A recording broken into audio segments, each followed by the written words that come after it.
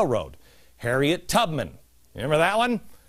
You know Harriet Tubman, you read about her, but do you know everything else around it? She's a devout Christian.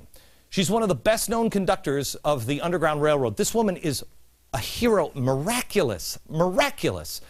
She not only escaped, she went back in and escorted 300 slaves to freedom. If I'm not mistaken, I hate to speak out of, I think she went back for her husband, and her husband was with another woman, and she's like, you're staying there, and she moved on. She was born into slavery in Maryland. She married a free slave, escaped to the north, risked everything, returned back to the South to save her family members. Then there's Harriet Beecher Stowe. Not only wrote about the experiences like Uncle Tom's Cabin and Trails of Slaves, but she and her husband, Calvin Stowe, a professor of biblical literature, sheltered slaves in their own home. Now, many people have probably already put this part together, but Ohio was not predominantly black. In fact, it was quite the opposite. So wait a minute. So now white people aren't all bad. It was the religious white people that woke up the nation of the rest of the white people as saying, what are you doing? It was the realization that this was wrong, and that the parties, the two parties, weren't doing anything about it. They weren't going to stop this. The government wouldn't stop it because of commerce. And science was backing them up. So somebody suggested a new movement, a new party, a third party, if you will, destroyed the Whigs. It was called the Republican Party. The Republican Party doesn't mean then what it means now. The name was chosen because it alluded to equality, reminded people of Thomas Jefferson and his Democratic Republican Party, small government.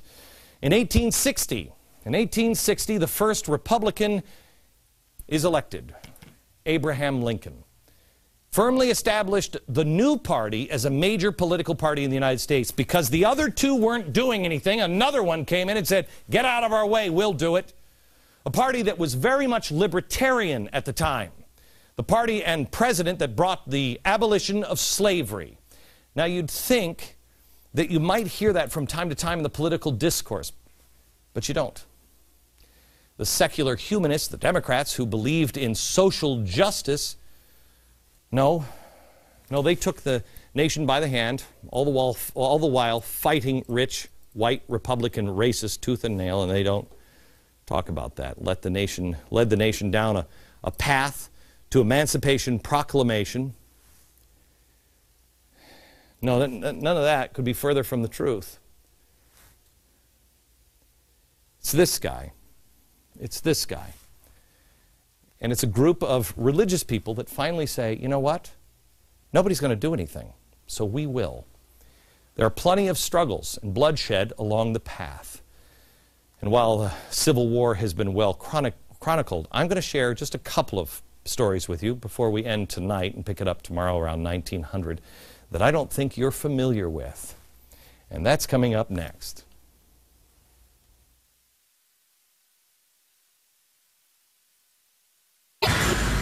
I know the Civil War has been covered a lot, but there's one part that you should know and that you may not. This is a great book. You should read this. The book is called Giants. It's about Abraham Lincoln and Frederick Douglass. Frederick Douglass was a slave who escaped and then finds his way to Abraham Lincoln. The two of them become very good friends. Douglass becomes the first black man to attend an inauguration of the White House. And he talks about Lincoln. Douglass said about Lincoln, I was never more quickly or more completely put at ease in the presence of a great man than that of Abraham Lincoln. When Douglass met with Lincoln again in August of 1864, Lincoln asked him to, in case the war wasn't a total Union victory, to prepare an effort to assist slaves escaping to the North. Well, prior to the meeting with Lincoln, Douglass had turned on the Constitution, and he had preached against the Constitution. He actually said that the U.S. Constitution was a slave document. Have you heard that today? Now here he is, an educated man, one of the most prominent men of the time, but he took it for granted, apparently listening to what others said about the Constitution, and he bought in. Well, then he actually read the Constitution himself.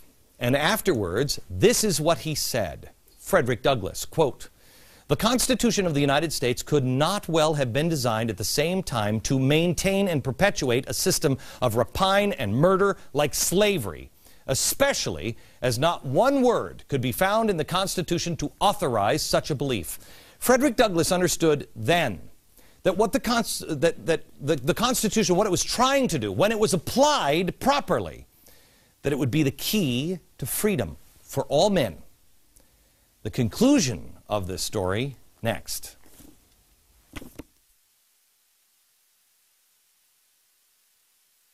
This is part 2 of the 3-part series, and we are leaving it here with this kind of idea. I'm only 3/5 a man. Frederick Douglass. I just told you that Frederick Douglass at first believed that about the Constitution, and then he read it. And then he read the Federalist Papers. He realized the Constitution was not a slave document after he looked into it, and he read it, and he read the Federalist Papers, and he understood the 3/5 clause. It dealt with representation, not a man's worth. Again, take it from Frederick Douglass in his own words. They framed the Constitution plainly with a view to the speedy downfall of slavery. They carefully excluded from the Constitution any and every word which could lead to the belief that they meant it for persons of only one complexion. That is Frederick Douglass, a hero, a former slave. He had that realization in 1863. How? He came to the conclusion that our founders were not rich, evil, selfish white men who just wanted to oppress people of color. They wanted to set them free. 147 years later, we are still retreading what he set right. How have we arrived at this place after so much we've been through together? After so much blood shed for freedom? So many from all races, risking and sacrificing so much, from all races doing the wrong thing and all races doing the right thing. Well, it takes us here. It takes us here to 1900. And we'll show you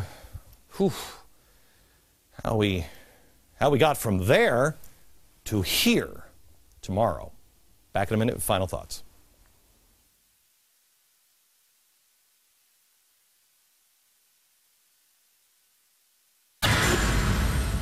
These are the things you have to look for. This is the formula of good and evil. Good when they're set against each other and they use their checks and balances, and evil when they collude. Commerce, religion, government, and science. We saw it here, 17th century, just to recap. Religion, they enslaved non-Christians. It's not color. Then the government orders a black man to life enslavement, our first real slave. The court reverses emancipation of Johnson's slave. This is a black man who owns for the first black slave in America, right here. But it was the government that did it. Virginia, now there's a crisis because of tobacco, and we need more tobacco, and we've got to have slaves. They pass a law protecting landowners from slaves. That ends the indentured servants. You have Virginia enacting slave codes, and then it just keeps going. Again, we go into the 1800s, and it's all about money. It's all about government expansion.